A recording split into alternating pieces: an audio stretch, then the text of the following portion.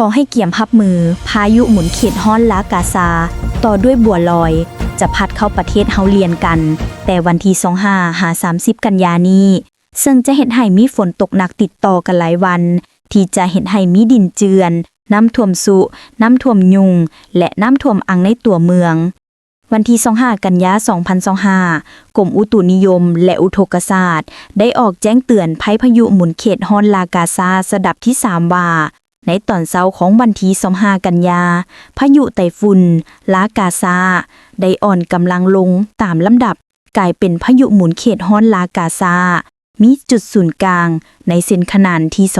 21.8 องศาเหนือและเส้นแบ่งที่ 108.7 องศาตะวันออกกำลังเคลื่อนที่ข้ามแคมป์ฝั่งกวางซีประเทศจีนไปหาภาคเหนือของเวียดนามและสืบต่ออ่อนกำลังลงกลายเป็นพายุดีเพรสชันในมื้อนี้และในวันที่26 กันยาจะสืบต่ออ่อนกำลังลง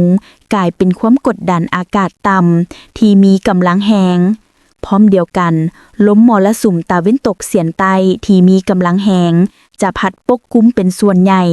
ซึ่งจะเห็นให้ประเทศลาวมีฝนตกฟ้าห้องฟ้าเหลื่อมในระดับคอยหาตกปานกลางอยู่ทั่วไปในแต่ละภาคและจะมีฝนตกหนักหานักหลาย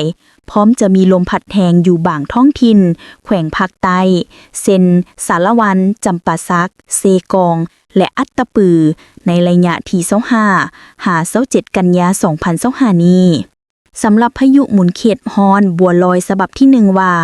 ในเวลา 7 โมงเช้าของวันที่25 กันยาพายุหมุนเขตฮ้อนบัวลอยมีจุดศูนย์กลางในเส้นขนานที่ 10.9 องศาเหนือและเส้นแหว่งที่ 129.2 องศาตะวันออกกำลังเคลื่อนที่เข้าสู่ประเทศฟิลิปปินส์และจะเคลื่อนที่มาทางทะเลจีนใต้ตอนเหนือในวันที่25 26 กันยาและมีท่าเอียงสืบต่อเคลื่อนที่ไปทางภาคกลางและภาคใต้ของทะเลจีนใต้ในวันที่27 28 กันยาและจะเคลื่อนที่ผ่านเกาะไหหนานในวันที่29 กันยาซึ่งจะเฮ็ดให้ลมมรสุมตะวันตกเฉียงใต้มีกำลังแรงเพิ่มขึ้นปกคลุมอยู่ทุกภาคของประเทศลาว